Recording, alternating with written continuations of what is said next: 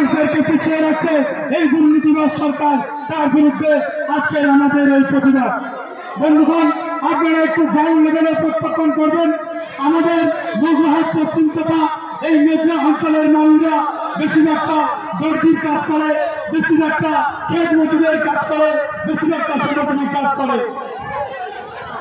এই এলাকার মানুষ নয়, শুধু পশ্চিমবঙ্গের মানুষরা তার কর্মসূত্রে বিভিন্ন ক্ষেত্রে তারা বিভিন্ন রাজ্যে পাড়ি দিচ্ছে।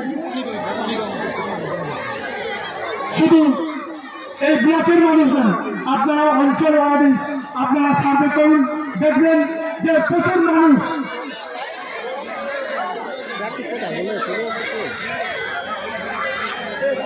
দেখবেন প্রচুর মানুষ তার কর্মসূত্রে তারা বিভিন্ন রাজ্যে পাড়ি দিচ্ছে।